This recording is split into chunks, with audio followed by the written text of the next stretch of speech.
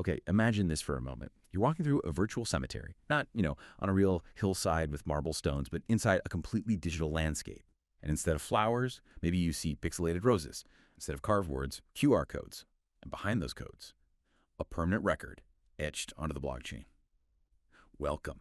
We're doing a deep dive today into something pretty fascinating, maybe even a bit unsettling.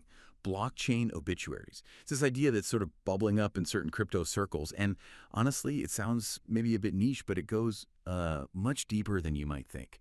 So today, we're going to unpack this whole emerging world. We'll look at why it's happening now, how it actually works, the incredible promises it makes, and also the really complex questions it brings up about memory, about legacy, and maybe even what being gone means in our digital age.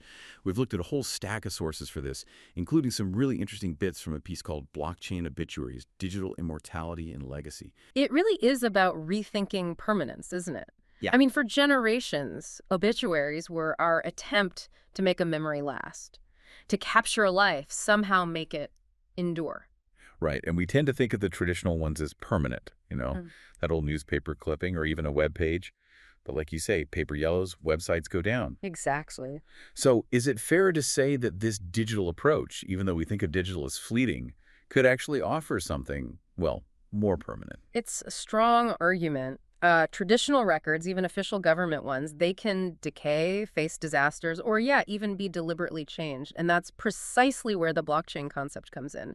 It offers not just permanence, but immutability. Immutability. Okay. So unlike, say, a record on a company's server, which could be deleted or altered, a blockchain record is secured with cryptography, and it's spread out across a huge network. Right, decentralized. Which makes it almost impossible to change or delete once it's there. It's tamper-resistant. And that's the basis for claiming a record made today could, in theory, still be there, unchanged, hundreds of years from now. It's a real fundamental shift in how we think about data integrity. Okay, that is a powerful idea. Immutability for potentially centuries. But is this still just a concept, a sort of theoretical promise? Or are people actually doing this now? What's it look like in practice? Oh, they absolutely are. It's happening. There are several projects already live, actually. They offer families the chance to, well, the term they use is immortalize loved ones by basically inscribing their life story onto a blockchain ledger. Huh. You can kind of picture it as creating maybe a digital headstone in a sort of virtual graveyard. A digital headstone. That's quite an image. But does that risk, I don't know, losing something? The physical rituals, the community aspect of remembrance, if it's all just digital? I mean, beyond just a name and dates, what could you actually put there? What would you experience? That's a really important question, the human element. And these platforms are trying to address that. They're trying to blend the digital with the personal. So you might be able to scroll through memories, maybe listen to voice recordings, or even view NFTs, those unique digital tokens. NFTs. Representing what? Representing, say, photos or perhaps favorite belongings of the person. It verifies their authenticity, their ownership in the digital space. Interesting. And crucially, because it is on the blockchain, it's decentralized. Right, you mentioned that. Meaning it's not on one server that could fail if a company goes bust or gets censored or hit by a flood or something. It's spread out everywhere, which makes it incredibly resilient, resistant to single points of failure.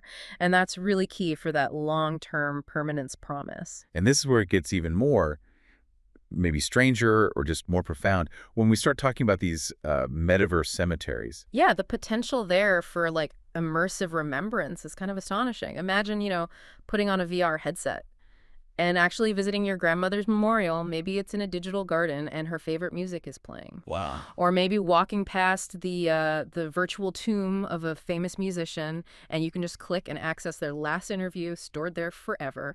It's a completely different way to engage with the past. That vision, digital immortality, it's incredibly compelling. Maybe a little scary too, but like any tech that messes with something so fundamental, death, memory, it just throws open a Pandora's box, doesn't it? Yeah. All these critical questions come up, not just the how, but the should we. Let's try and unpack some of those. Like first off, who actually owns your digital legacy then? If your life story is locked onto this immutable ledger, is it still yours, your family's? Or does it just become public property? That is a huge ethical challenge, a massive shift from how we normally think about privacy. If memories become these permanent public records, we have to rethink basic rights. Privacy, sure, but even the right to be forgotten after death. Yeah. We're talking about a situation where memory isn't just personal or familial anymore. It's a shared, unchangeable artifact. It could persist beyond anyone's control, really. Which probably means we'll need new legal and ethical rules, Hmm. way beyond just a simple digital will. So it's not just what can be stored, but what should be. And who gets to decide that? Okay. Which leads straight to that idea of unintended permanence. Like you said, maybe an embarrassing tweet from years ago gets accidentally locked in right next to your eulogy. It's almost funny in a dark way, but the implications are serious for how we curate our stories or how they get curated for us forever. Exactly. Immutability cuts both ways, the profound and the potentially awkward or mundane. The question really becomes, how much control do people have over their digital footprint before and after death? Especially when that footprint becomes this unerasable piece of a global ledger. Right. It makes us think about the burden, maybe, of an eternal digital existence, good parts and bad, and how context might get lost over time, over centuries. And just practically speaking, what about the cost? Is this eternal remembrance on-chain something only the wealthy can afford? Or could it actually, democratize legacy somehow? That's a very real worry, yes.